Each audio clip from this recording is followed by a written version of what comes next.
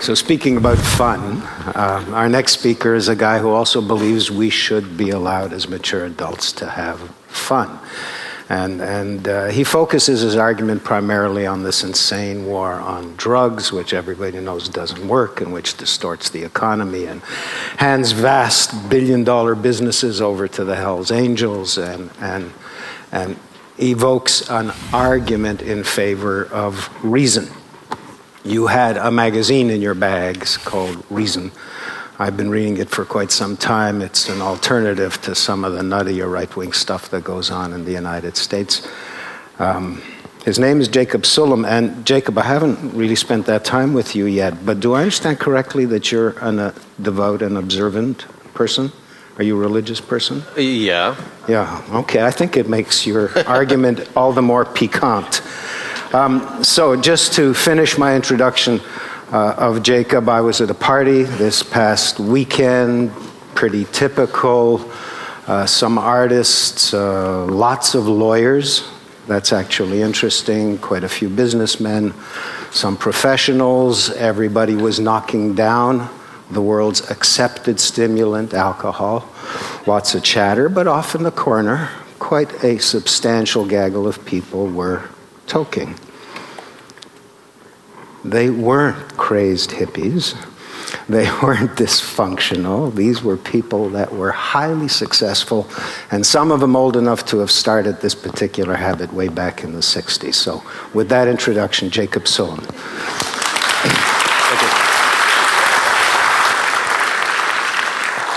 Thank you. So I wanted to start out by talking about a weed that makes you lazy, stupid, and unemployable. And I'm talking, of course, about tobacco. And this is an example of what it looks like in case you run across it in your kid's room at some point. So you'll be able to identify it. But this was actually the belief in the early 20th century, fairly common, that tobacco ruined you, basically, for any kind of productive work, made you incapable of learning.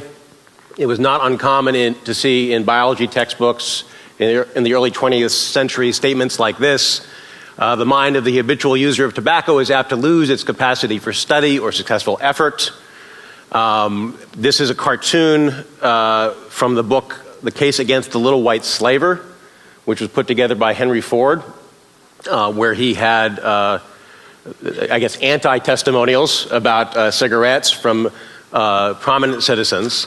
The cartoon shows Thomas Edison, who was one of the people who spoke out against cigarette smoking, with a voltmeter, and he's attaching it to this young urchin, I guess, who is smoking, and it registers 0, meaning no electrical activity in his brain.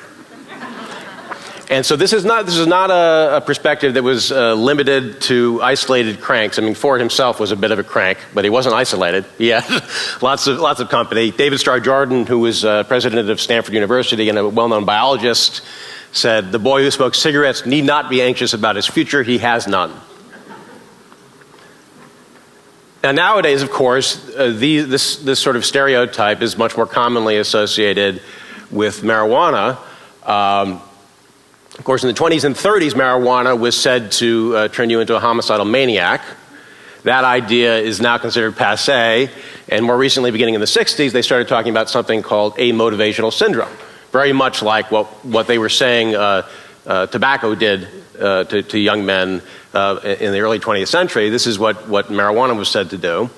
Dana Farnsworth was the head of health services at Harvard University, and he talked about how amotivational syndrome not only meant that you started smoking pot and you stopped going to class and you didn't do your homework and so forth, but it also meant that you got kind of crazy ideas that you didn't have before. It gave you crazy ideas about it, maybe that it was acceptable to skip class and not do your homework. Robert DuPont, this is sometime later, he was the founding director of the National Institute on Drug Abuse, said millions of young people are living as shadows of themselves, empty shells of what they could have been and would have been without pot. So this is reflected, of course, in anti-drug propaganda, which presents the typical pot smoker as a pothead. The pot smoker is sitting in a corner, his dog comes up to him wanting to be walked, and the Pothead says, can't you just walk yourself? And the dog's response, yes, the dog responds, he says, you disappoint me. Right, so clearly either this guy needs to stop smoking pot or he needs to get a less judgmental dog. And what he's saying is the mixed signals presumably would be, I smoked pot, but I turned out all right. You know, now I'm a famous politician and ultimately president of the United States, and he doesn't want kids to know that. Get the latest Idealist news, presenter information, and watch streaming video at www.ideacityonline.com.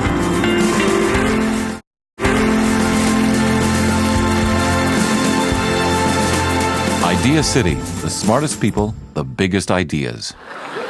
Now, I wish I could tell you that the effects of pot were limited to sitting on the couch a lot and forgetting to walk your dog. Unfortunately, some pot smokers become politicians. Bill Clinton, when he was grilled about his drug use, and it actually is, if you look at it closely, it's an amazing statement because he manages to cram at least half a dozen different weasel words and phrases into just like 26 words altogether. He says, when I was in England, right, so it wasn't in this country, it was in England. And he had previously said, I have never broken the drug laws of this country. So this fits in with that. I was in England, I experimented as if it were something, part of a science class. You know, it was homework. He was experimenting with marijuana a time or two, only a time or two, maybe it was once, maybe twice. Didn't like it. Didn't inhale. Well, how did he know he didn't like it if he didn't inhale? Never tried it again, right? So that was, you know, widely ridiculed as being highly evasive and rightly so.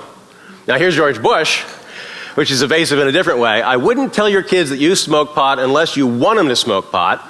I think it's important for leaders and parents not to send mixed signals. I don't want some kids saying, this is before he was president, well, Governor Bush tried it. Now think about that.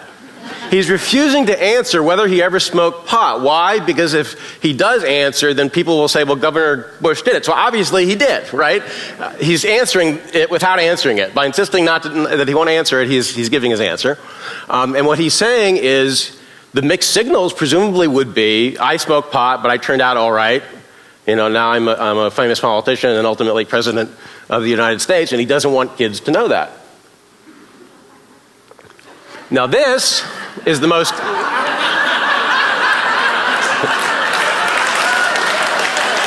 I didn't have a picture of him with a joint in his mouth, so I had to make do with this one. Now this is much more candid than the other responses. Obama said, when I was a kid, I inhaled, so he's obviously harking back to Clinton and saying I'm more forthright than he is, frequently.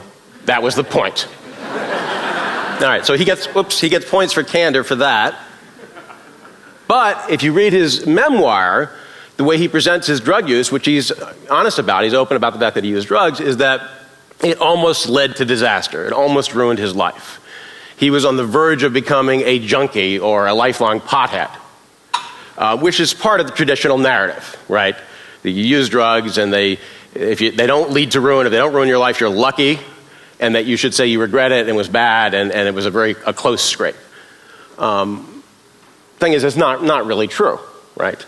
That the typical outcome of smoking pot or using illegal drugs is that you end up being a junkie and your life is ruined.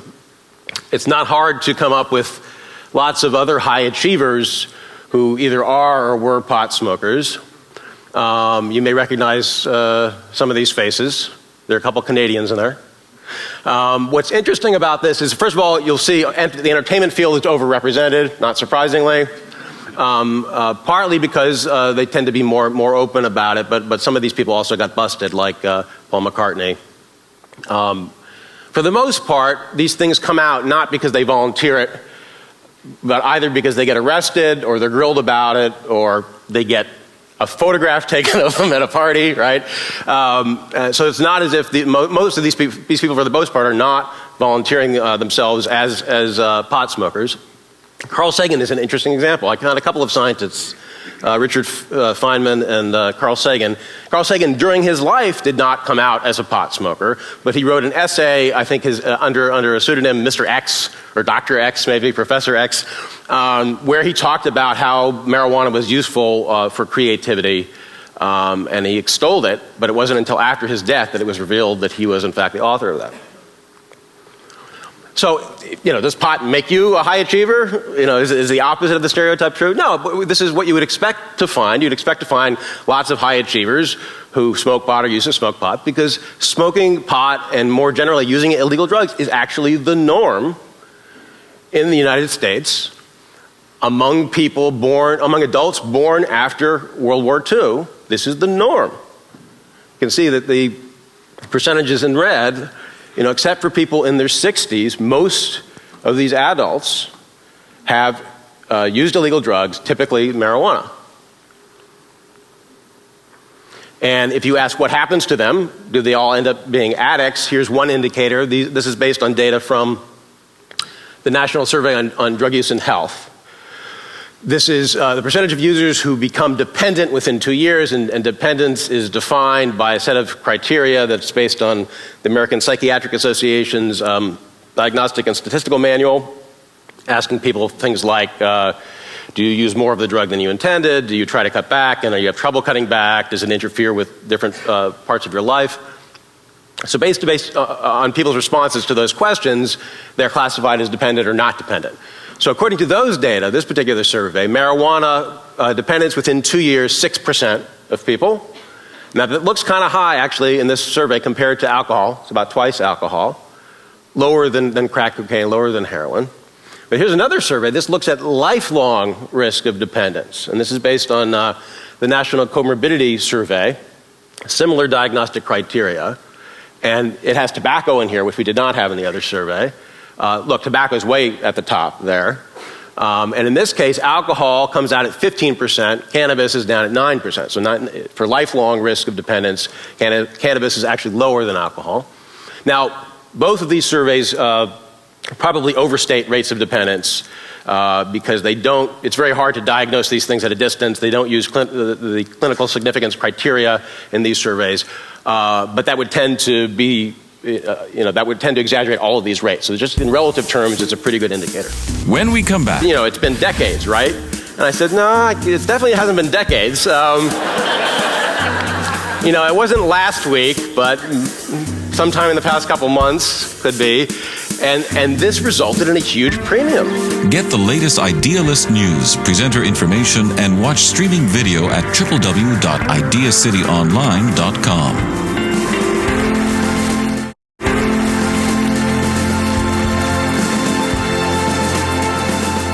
Idea City, the smartest people, the biggest ideas. We actually see building support for marijuana, not just decriminalization. This is on legalization. So that means not only can you possess it for personal use, that means that people can grow it and sell it. This is probably unprecedented. We don't have directly comparable data for like back in the 70s, I don't think. But it's breaking, support for legalization in the US is breaking 40% pretty consistently in all of these recent surveys. This Zogby number I'm a little bit skeptical of because the sample was designed to be similar to the people who voted in the last election who were disproportionately Obama supporters. Conservatives maybe were dispirited and stayed at home disproportionately. So that may be somewhat misleading. I think it's fair to say that you got at least 2/5 support for this idea, which is pretty impressive. But still, clearly there's reservations. And I think maybe the divide is not so much between the people who have ever tried pot and the people who never tried it. It might be between the people who tried it, stopped using it after college or after they had kids, and the people who continue to use it from time to time. And it might be that the part of the public that's not supporting reform thinks there might be something to these stereotypes, that the people who continue to smoke pot really are these losers, these screw-ups, as they're portrayed in the propaganda. And so one of the solutions to that is for people who don't resemble that stereotype to stand up and identify themselves and say, I smoke pot and I'm a responsible citizen and I'm productive and I'm a good father or mother and good neighbor and so forth. But there's not much incentive to do that, and very strong incentives not to do that. And I'll just give you some examples of bad consequences. You have legal consequences. Now, in marijuana arrests in the U.S. in 2007. And that's all but about 100,000 were just for possession. So they are busting pot smokers. Now, they're not going to prison for the most part. They're not serving serious time. But there are all kinds of bad consequences that flow from getting arrested. There's the embarrassment, there's the expense, there are these various ancillary penalties which can be really be very onerous, like losing your driver's license, losing your professional license. If you are admitting not just that you once tried it and whether you liked it or not, you no longer use it, but you're admitting that you still use it, there may also be social consequences, reactions from relatives, friends, and neighbors. How are the parents of your kids' friends going to feel about this? Maybe they'll be cool, maybe they won't. You don't know. And it's a risk most people don't want to take. Economic. Loss of student aid and other government benefits. Job loss if people refuse to hire drug users. They find out you're a drug user, they fire you.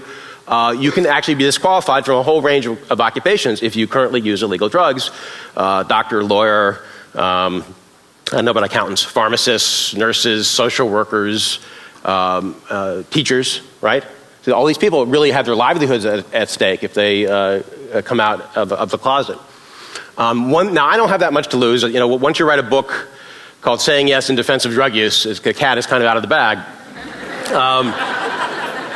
But I still feel some of these pressures, like especially vis-a-vis parents of my kids' friends, that sort of thing.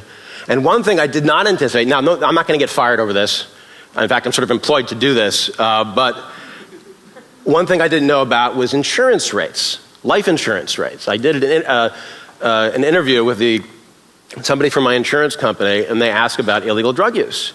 And what they want you to say is, I've never used it, or I used it once or twice, I didn't inhale, and I never used it again.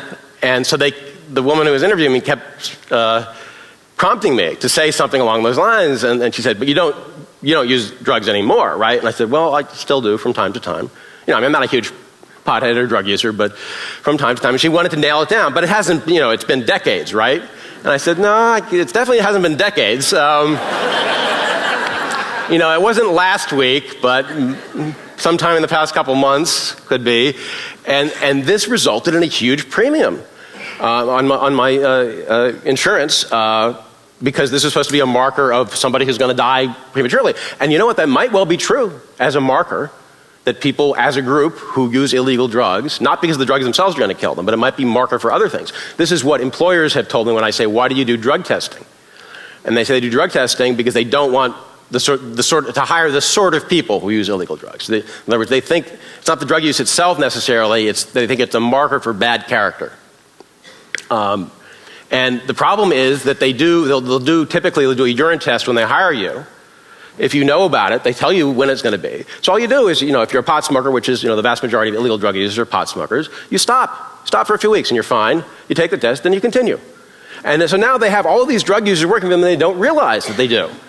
So the only ones that they notice are the ones who screw up, or they get busted at work, or they come to work stoned, or they have to screw up in some way for it to come to their attention. So you constantly are reinforcing these negative stereotypes because the people who are best adjusted, most socially integrated, most responsible are the ones who are invisible. One thing I'm confident of is that if we can break through this and start to get people to come out and talk openly about their drug experiences, and then others may imitate them, that it's going to be impossible to maintain the stereotypes on which the war on drugs is built. Thank you.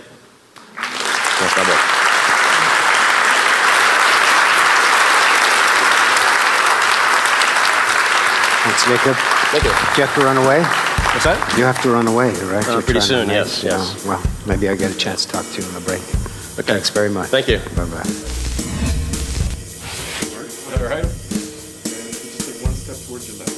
I'm somebody who's actually privileged because I'm in a position where I don't have very serious consequences from talking about my illegal drug use. I write about it. That's part of my job. Right. Most people, there are all kinds of ramifications, especially economic ramifications. So it's hard. I think it's important to talk about this sort of thing more openly and honestly in order to counter what we hear, not just from the government, but generally from the press, which tends to talk about only the negative aspects of drug use. I think we need to talk more about how drugs can improve people's lives.